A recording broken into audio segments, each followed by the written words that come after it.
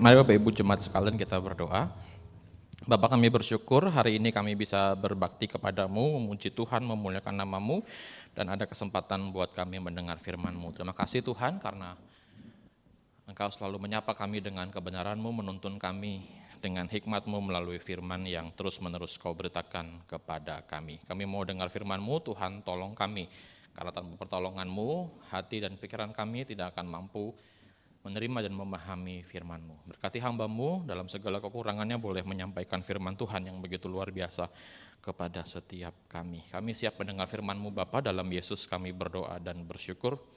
Amin. Shalom Bapak Ibu Saudara.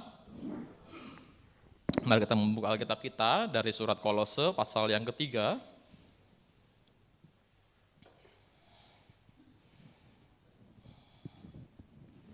Ayat 1 sampai 4.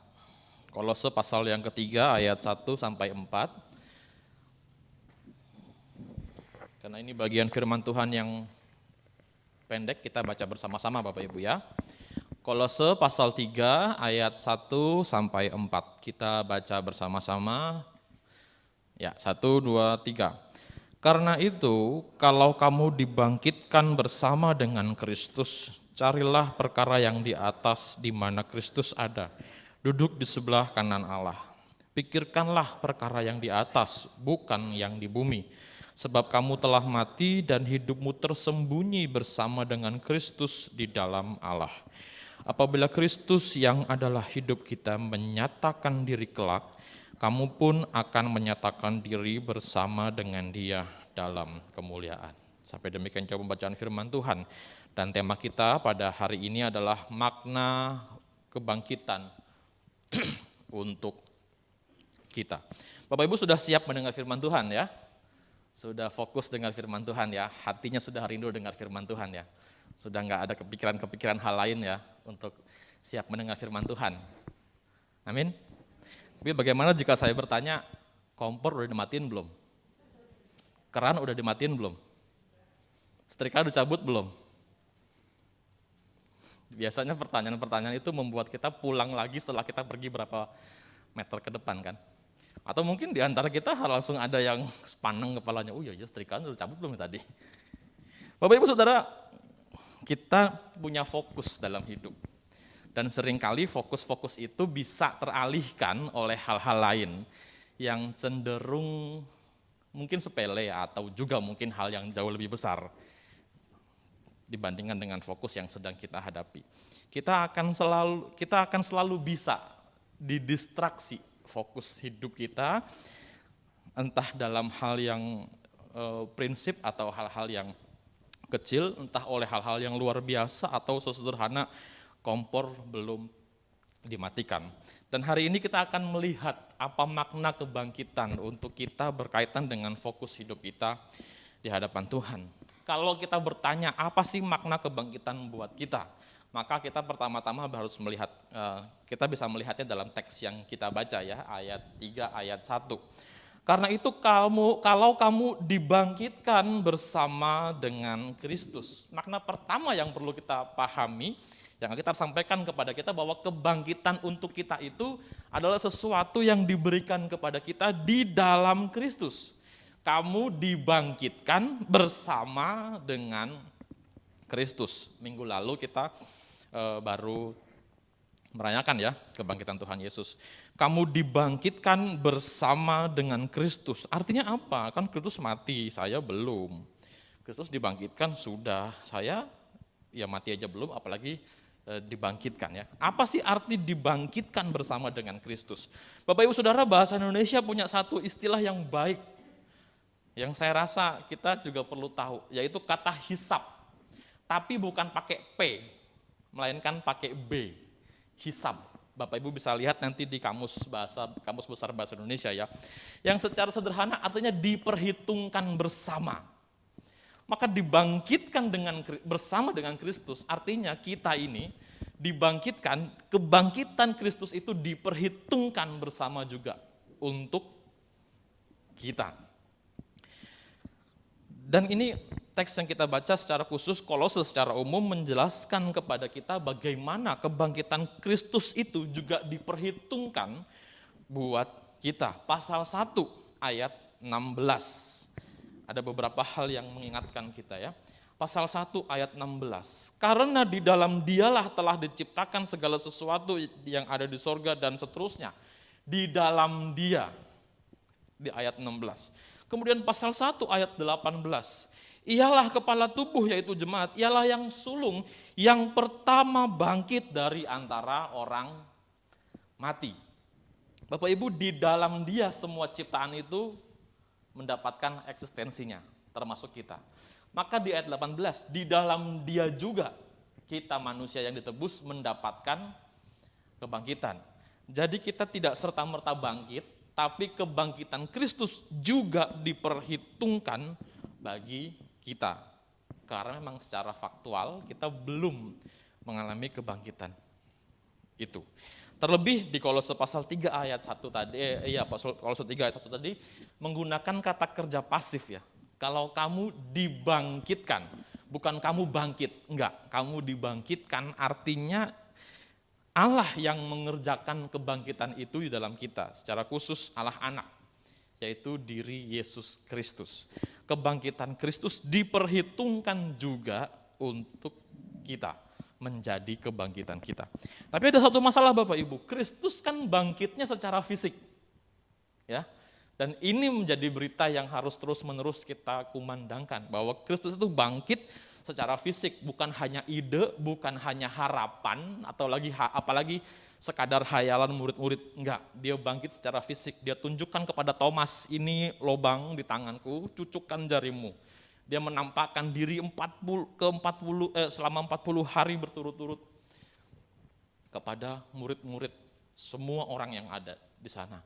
Ia makan sebelum mengoreksi Petrus, ya apakah engkau mengasihi aku? Ia makan ikan dan roti di sana, sarapan bersama dengan murid-muridnya.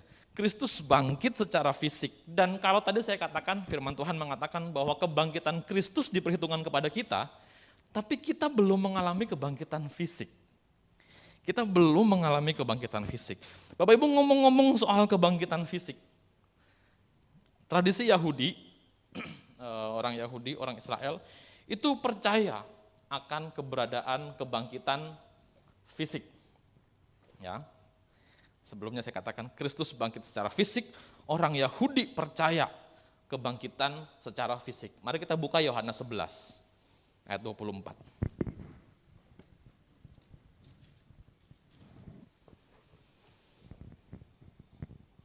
Yohanes 11 ayat 24.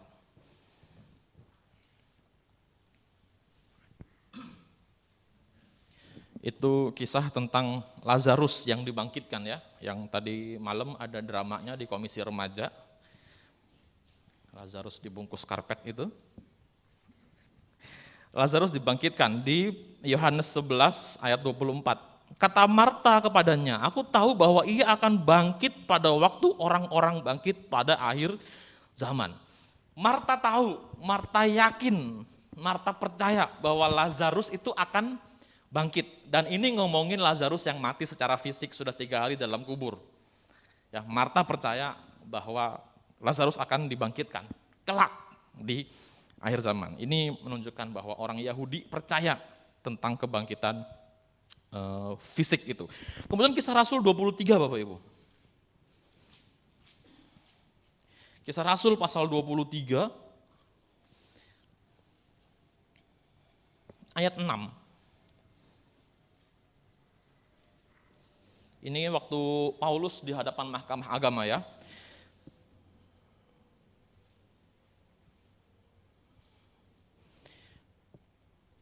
Jadi ini kisah tentang Paulus di hadapan mahkamah agama, dan karena ia tahu bahwa sebagian dari mereka itu termasuk golongan orang Saduki dan sebagian termasuk golongan orang Farisi.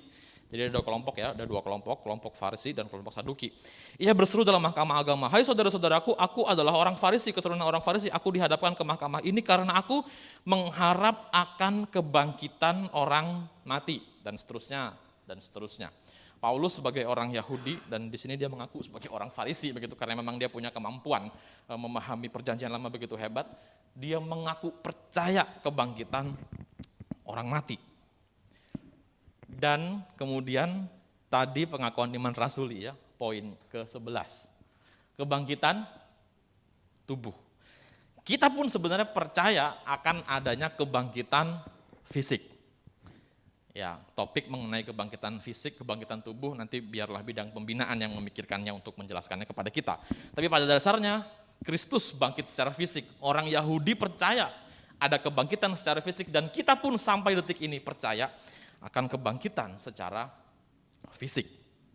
Makna kebangkitan buat kita memang pada akhirnya merujuk kepada kebangkitan fisik. Tapi Bapak Ibu, kebangkitan fisik belum terjadi. Ya, kebangkitan fisik belum terjadi. Namun status kita yang dibangkitkan bersama dengan Kristus itu sudah ada. Bahwa kita dibangkitkan tidak menunggu nanti masa kebangkitan fisik akan terjadi. Tetapi sudah berlaku, sudah akan pasti terjadi dengan jaminan. Ketika Kristus sudah bangkit. Dan secara khusus artinya Bapak Ibu, kita mengalami kebangkitan spiritual itu di dalam Kristus. Yang artinya kita tidak lagi mati dalam hidup kita karena dosa. Tapi karena kita sudah dibangkitkan oleh Kristus, kita tidak lagi hidup dalam kematian akibat dosa, tetapi kita hidup di dalam keselamatan. Kebangkitan tubuh yang belum terjadi, kebangkitan fisik yang belum terjadi, ini tidak mengurangi status kita sebagai orang-orang yang punya kewarganegaraan sorgawi. Kita memang belum dibangkitkan secara fisik, tetapi kita sudah mendapatkan keselamatan yang artinya kita punya kewarganegaraan sorgawi. Kita adalah orang-orang yang pada dasarnya hidup di hadapan Tuhan sebagai orang yang sudah dibangkitkan kerohaniannya. Maka kemudian Paulus berkata ya, dilanjutkan. Kalau kamu dibangkitkan bersama dengan Kristus, carilah perkara yang di atas, di mana Kristus ada duduk di sebelah kanan Allah. Pikirkanlah perkara yang di atas, bukan di bumi. Kalau tadi saya katakan bahwa makna kebangkitan untuk kita, pertama-tama kita mengharapkan kebangkitan fisik, tetapi apa yang terjadi pada kita adalah kebangkitan secara spiritual. Yang kedua, makna kebangkitan untuk kita diajak untuk carilah perkara yang di atas. Pikirkanlah perkara yang di atas. Apa artinya mencari dan memikirkan perkara yang di atas itu? Bapak Ibu, Paulus menjelaskan yang dimaksud dengan perkara di atas itu ada keterangan lanjutannya ya. Carilah perkara yang di atas di mana Kristus ada, duduk di sebelah kanan Allah. Ini merupakan bentuk penjelasan mengenai pemerintahan Kristus. Bahwa Kristus itu bersama dengan Allah memerintah atas dunia. Duduk di sebelah kanan Allah. Duduk di sebelah kanan Allah. 2 minggu yang lalu guru Injil Tan Kian Gon ya mengatakan Yohanes Yakobus ya yang minta duduk di sebelah kanan kiri Tuhan Yesus. Itu memang melambangkan otoritas, melambangkan kepemimpinan, melambangkan pemerintahan oleh Yesus Kristus. Dan kalau kita ngomongin pemerintahan dalam konteks Alkitab, jangan bayangkan pemerintahan seperti sekarang yang demokratis, yang ada oposisi, ya, yang bisa melawan apa yang menjadi keputusan pemerintah dan punya hak untuk itu. Pemerintahan dalam konsep Alkitab itu adalah pemerintahan yang otoriter, yang keputusan pemerintah itu selalu mutlak, harus selalu diikuti. Di semua kerajaan-kerajaan yang ada di Alkitab, konsep pemerintahan itu selalu otoriter. Ini pula yang harusnya kita ingat ketika kita mengingat tentang pemerintahan Kristus. Saya menggunakan kata otoriter, yang artinya Kristus itu punya kehendak mutlak atas orang-orang yang diperintah olehnya. Kristus punya kehendak mutlak, punya standar mutlak, dan Kristus itu adalah pusat hidupnya orang percaya. Tadi Lausa Eri sudah sedikit mengajar kita ya dalam doanya, bahwa kita cenderung menjadikan hidup kita sebagai pusat. Maka Bapak Ibu, makna kebangkitan buat kita di dalam Kristus yang duduk di sebelah kanan Allah Bapa, artinya kita harus punya ketaatan mutlak kepada Tuhan, kepada Kristus ketika kita masih hidup di dunia. Kita perlu memikirkan hal-hal yang menjadi keinginan Kristus ketika kita masih ada di dunia dan punya keinginan-keinginan kita sendiri. Kita perlu memfokuskan diri kita kepada apa yang menjadi tujuan Kristus ketika kita masih hidup di dunia dengan tujuan-tujuan kita masing-masing. Dan pikiran Kristus, standar Kristus, tujuan Kristus itu sifatnya mutlak.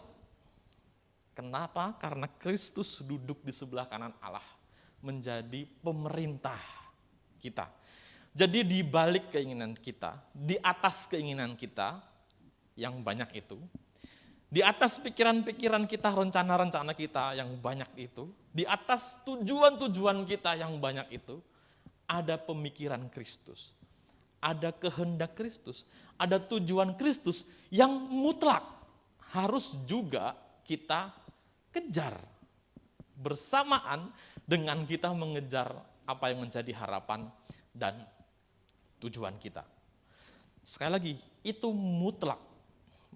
Paulus berkata gitu ya, pikirkan perkara yang di atas, bukan di bumi, di mana Kristus duduk di sebelah kanan Allah. Bapak Ibu Saudara, kita harus ingat sebagai orang yang punya warga kenegaraan sorga, hidup kita tidak melulu tentang diri kita, tentang tujuan kita, tentang harapan-harapan kita, tentang target-target kita, tentang keseharian kita. Enggak, hidup kita justru harus memikirkan apa yang menjadi tujuan Kristus untuk kita, untuk orang-orang di sekitar kita, untuk dunia, untuk jemaatnya. Dan itu mutlak harus kita ikuti.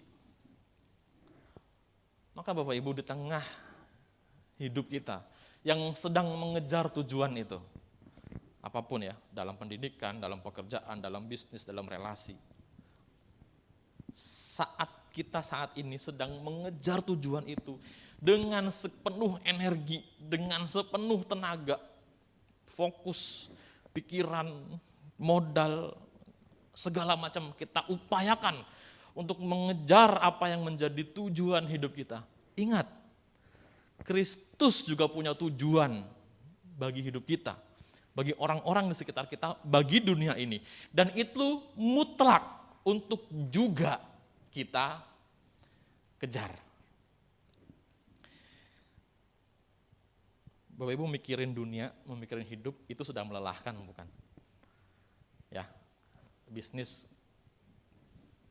menakutkan hari ini. Belajar susah hari ini, di sekolah aja nggak ngerti, apalagi online. Manusia semakin sulit untuk dipahami hari ini. Banyak sekali tujuan-tujuan yang tidak tercapai, membuat kita kecewa, kemudian oh ini nggak tercapai, ganti tujuan lain, nggak tercapai lagi, ganti lagi. Kita sudah habis energi untuk hidup kita di dunia, dan firman Tuhan mengatakan kita ada kehendak Kristus yang mutlak untuk juga kita kejar. Datang ke gereja dengan hati gundah gulana, ingin dikuatkan oleh Tuhan, datanglah firman Tuhan, bunyinya begini. Enggak makin tenang, malah makin capek. Ya elah, hidup udah susah, masih aja disuruh mikirin gitu. Tapi ini firman Tuhan mengatakan kepada kita, bahwa ada kehendak Kristus yang mutlak untuk juga kita kejar. Bagaimana hidup Bapak Ibu hari ini? Apakah dipenuhi hanya mengejar apa yang menjadi tujuan dalam hidup kita di dunia dan melupakan, tidak memikirkan, mengesampingkan apa yang menjadi tujuan Kristus bagi hidup Bapak Ibu Saudara, bagi hidup orang-orang di sekitar Bapak Ibu Saudara, dan bahkan bagi dunia ini? Firman Tuhan mengatakan kepada kita itu hal yang tidak benar. Kita harus juga set memikirkan perkara yang di atas, di mana Kristus memerintah. Memikirkan apa yang menjadi tujuan dan kehendak Kristus bagi dunia yang mutlak harus kita kerjakan. Sekali lagi ini firman Tuhan yang berat buat kita, apalagi di tengah hidup kita di dunia yang hari ini. Rasanya semakin berat. Tapi kita bersyukur kepada Allah karena kita mengenal Allah yang tidak hanya mutlak kehendaknya, tetapi Allah yang punya kasih kepada kita. Ayat 3 memberikan penghiburan kepada kita, Bapak Ibu Saudara. Sebab kamu telah mati dan hidupmu tersembunyi bersama dengan Kristus di dalam Allah. Tersembunyi bersama dengan Kristus. Kamu telah mati, ya. Sebab kamu telah mati. Pertama-tama kamu telah mati. Arti dari telah mati ini adalah secara paradoks.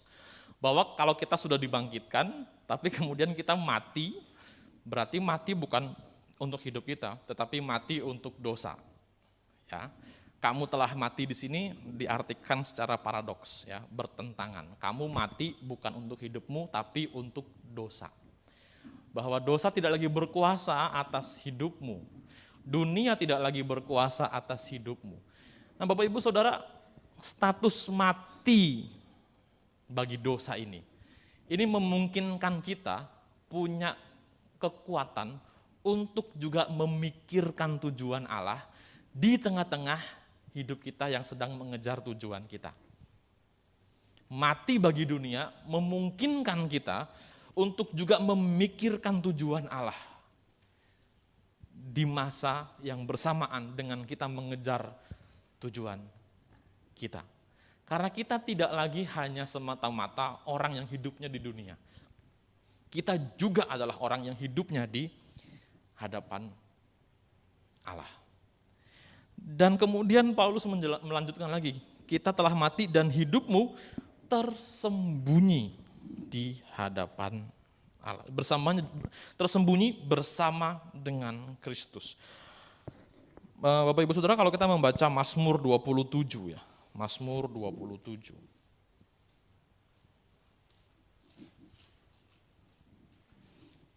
Ayat yang kelima dan keenam. Saya bacakan buat kita sekalian ya, Mazmur 27 ayat 5 dan keenam. Sebab ia melindungi aku dalam pondoknya pada waktu bahaya. Ia menyembunyikan aku dalam persembunyian kemahnya.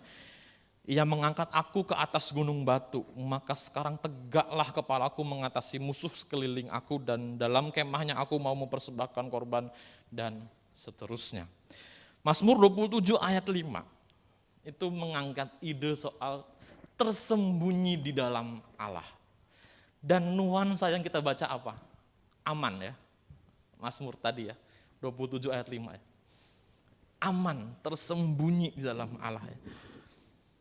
Ia melindungi aku dalam pondoknya pada waktu bahaya. Ia menyembunyikan aku dalam persembunyian di kemahnya. Sehingga apa? Kita tidak mengalami bahaya.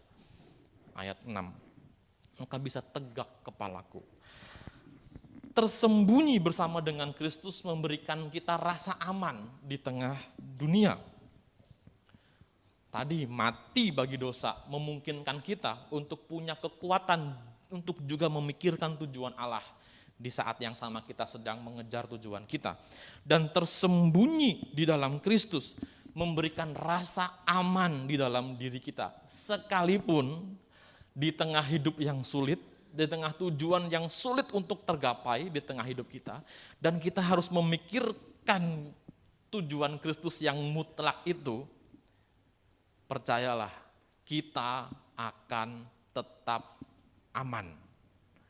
Hidup kita tidak menjadi kacau balau, tujuan kita tidak menjadi berantakan, orang-orang di sekitar kita tidak menjadi tertelantarkan, hanya karena kemudian kita kembali memfokuskan diri kita kepada tujuan Kristus. Percayalah, Allah yang menjamin, sekalipun mungkin kita, nambah lagi PR hidup gua, kita akan tetap aman di dalam Kristus, tersembunyi. Percayalah Bapak Ibu Saudara, Kristus yang akan memberikan keamanan kepada kita. Tidak sampai di situ, belum selesai penghiburan yang diberikan Allah kepada kita ketika di saat yang sama Allah menuntut kita untuk secara mutlak mengikuti apa yang menjadi tujuannya di tengah hidup di dunia ini. Kolose pasal 3 ayat 4. Apabila Kristus yang adalah hidup kita menyatakan diri kelak, kamu pun akan menyatakan diri bersama dengan Dia dalam kemuliaan.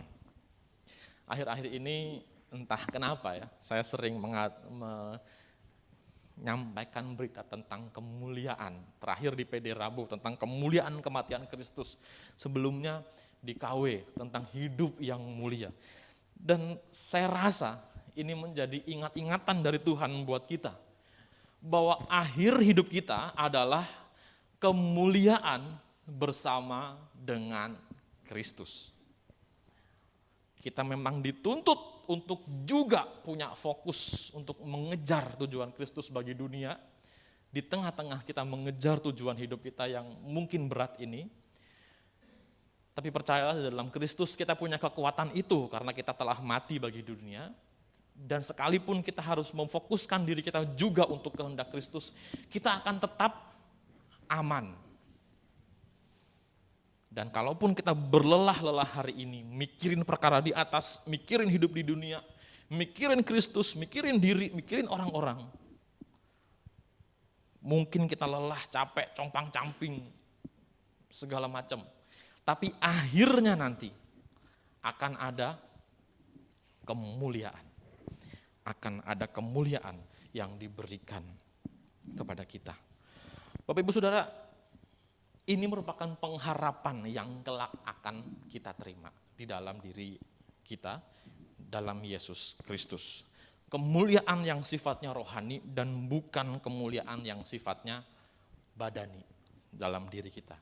Sayangnya seringkali karena kita hidupnya di dunia, ngelihat apa yang ada di dunia, mengalami apa yang terjadi di dunia, fokus kita cenderung mencari kemuliaan yang sifatnya badani, jasmani, untuk diri kita. Apapun itu bentuknya ya, kekayaan, kepintaran, ketenaran, kenyamanan hidup, dan lain sebagainya. Bukan salah, tetapi kalau kita melupakan perkara yang di atas itu, tujuan-tujuan Kristus dalam dunia itu, kita sedang menjalani hidup yang salah. Walaupun kita mengejar apa yang baik bagi kita, kita sedang menjalani hidup yang tidak sesuai dengan apa yang Kristus mau berkaitan dengan kebangkitan kita. Bapak Ibu Saudara, kita sudah dibangkitkan di dalam Kristus. Maka kita juga harus memikirkan perkara-perkara yang di atas, tujuan-tujuan Kristus bagi dunia ini. Di saat yang sama ketika kita mengejar tujuan kita dengan hidup kita. Percayalah, kita yang sudah mati bagi dunia, bagi dosa, kita punya kekuatan untuk juga mengejar tujuan Kristus bagi dunia ini. Dan jangan takut, kita akan tetap aman di dalam Dia. Sekalipun mungkin kita harus mengorbankan banyak hal untuk mengejar perkara yang di atas, tujuan Kristus di dalam hidup kita.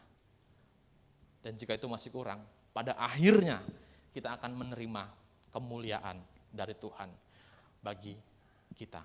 Saya rindu menutup khotbah ini dengan satu video yang dimainkan oleh teman-teman kita di Komisi Remaja.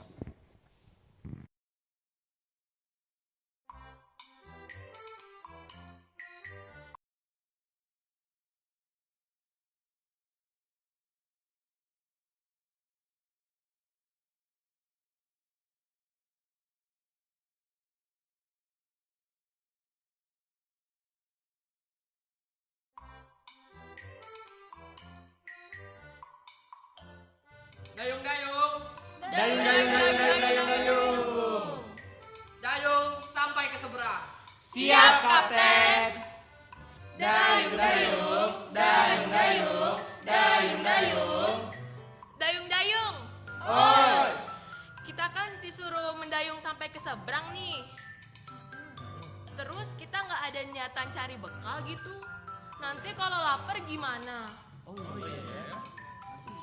Gimana kalau kita mancing? Mancing, mancing, mancing, mancing. mancing, mancing. Dayung, dayung, dayung, dayung, dayung, dayung. Dayung, dayung. Oi. Kita kan udah cari ikan nih. Terus kita nggak ada niatan untuk masak gitu. Oh iya. Nanti kalau kita lapar gimana? Masak, masak, masak, masak, masak, masak. Dayung, dayung, dayung, dayung, dayung, dayung. Dayung-dayung, Oi. ikannya kan udah mateng nih. Terus kita nggak ada niatan buat makan gitu. Nanti kalau lapar gimana?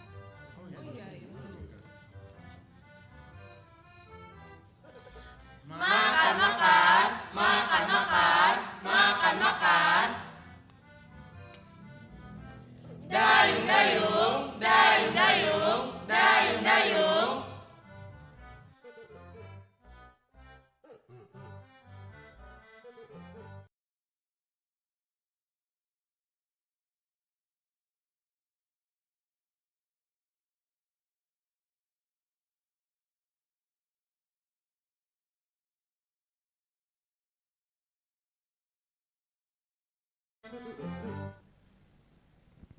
Bapak Ibu Saudara, perintahnya apa?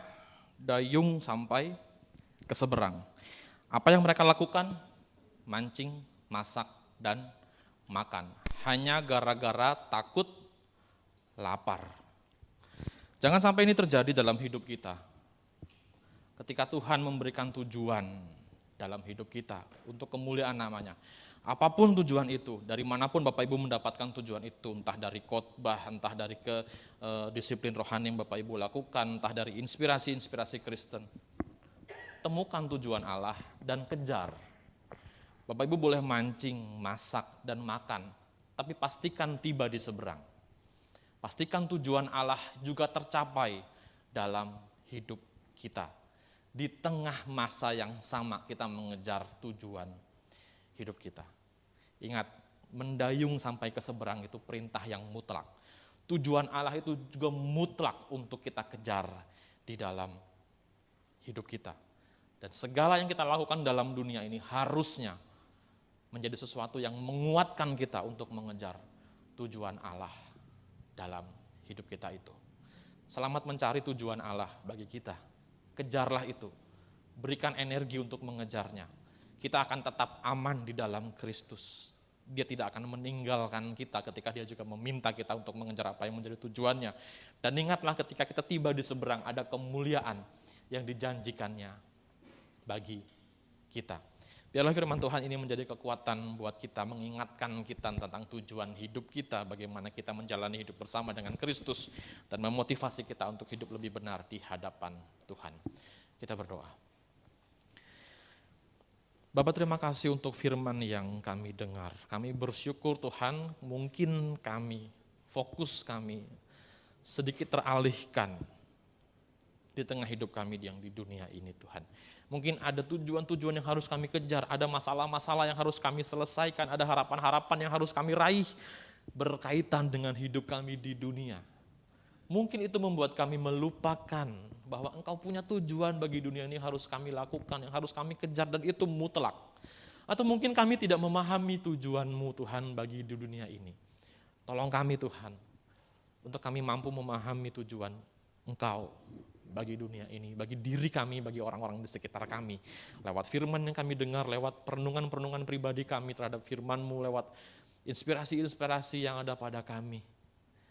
Tuhan, tolong kami untuk menemukan tujuan-Mu dan mampukan kami untuk kami mengejarnya. Buat kami mau untuk juga mengejar tujuan Tuhan dalam dunia ini ya Bapa. Kuatkan kami, ingatkan kami bahwa kami akan tetap aman sekalipun kami harus mencurahkan banyak energi untuk mengejar tujuan Allah bagi dunia ini. Ingatkan kami bahwa ada kemuliaan yang Kau janjikan kepada kami ketika kami tiba di tujuan itu. Ketika dalam anugerah dan kekuatan daripada-Mu kami mampu mengejar tujuan Allah dalam hidup kami. Terima kasih Tuhan buat firman-Mu, Roh Kudus yang tolong kami untuk boleh kami melakukannya dalam hidup kami. Terpujilah nama Bapa, dalam nama Yesus kami berdoa dan bersyukur. Amin. Saya serahkan kembali kepada liturgis.